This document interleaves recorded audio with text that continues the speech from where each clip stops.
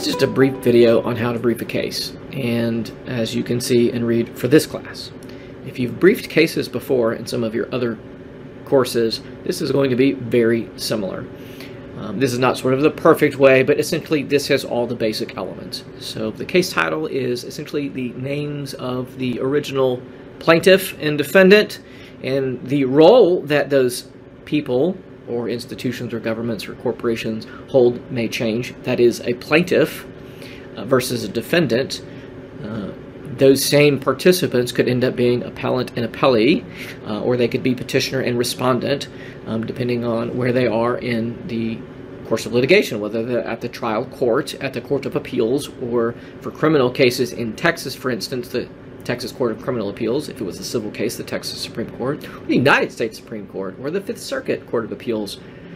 So those names might switch, but the citation itself will always be rather specific, like a fingerprint. The year decided is separate here, mainly to call attention to its value. Not only does it help you narrow down for case citation, but it also gives you some information rather quickly. If you wanted to argue a case that was decided by the United States Supreme Court in 1961, and it was the year of, let's say it's 2022 now when I'm recording this video, you could go to the court and say, the Supreme Court of the United States decided Mapp v. Ohio in 1961. 10 years is 71, 20 years is 81, 30 years is 91, 40 years is 2001, 50 years is 2011, and 60 years is 2021. For more than 60 years, then, this has been long-standing precedent. Now, that may be a little verbose. You might not actually do that in court, but certainly in the brief you could say, this is long-standing Supreme Court precedent. This is not something that was recently decided and is open for, well, how do we apply this kinds of questions.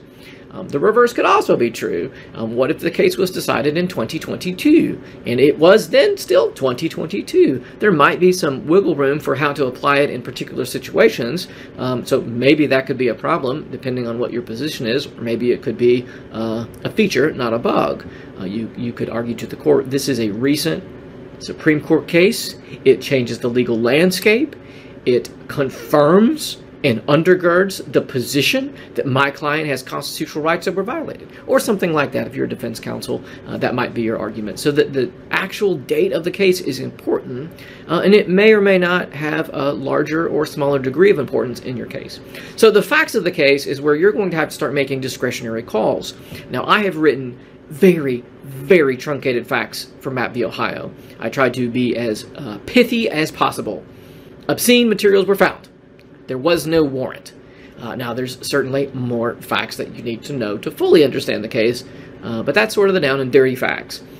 In your briefs, you will be writing more than what I have written here. I need to know more. Where were they found? Is a good question, right? So you should tell me the facts that answer that question. No warrant was issued by a court, but was there a warrant exception? Like, you would want to have facts that would demonstrate whether or not those things were the case, for instance. Now, the issue or issues, keep in mind we are talking about legal issues. Legal issues. So for this course, mainly we'll be looking at violations of the Constitution, or instances where someone alleged there was a violation of the Constitution, but court said no, that's perfectly acceptable because there was an exception to, let's say, some rule. Now, in this case, although this is very, very truncated, the issue was, does the exclusionary rule that everyone knew in 1961 applied to federal courts and federal cases? The question is, well, does the exclusionary rule, does it apply to the states too? And the court decision was yes, the exclusionary rule applies to the states. Now, obviously, these are very short statements. You might have longer statements in your own case briefs. This is just an example. So what was a holding? Well, something like this.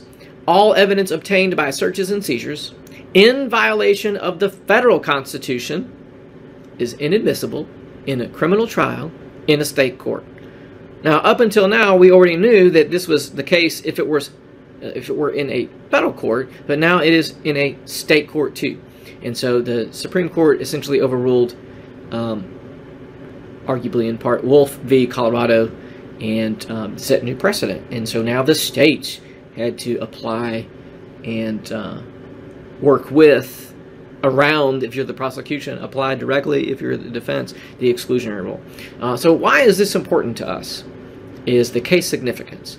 And so to varying degrees, you may or may not want to go and write a lot here. Now, for one of your assignments, you will be writing a significant amount of words communicating for the case significance and the court decision, the issues and the facts. But for a normal case brief, a case significance, you should have a statement or two about why this is significant, why it's important for jurisprudence in the state or for the criminal justice system. It shouldn't be that hard for you to figure out why it's important, especially in the context of this course.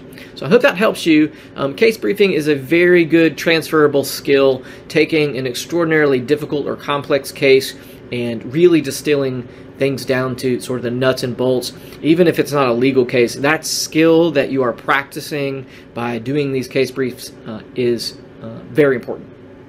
And it is a transferable skill. That means you can transfer it out of the practice of law into literature, journalism, history, any kind of arguments that you have. It is just a great way to sort of undergird or support your legal reasoning abilities.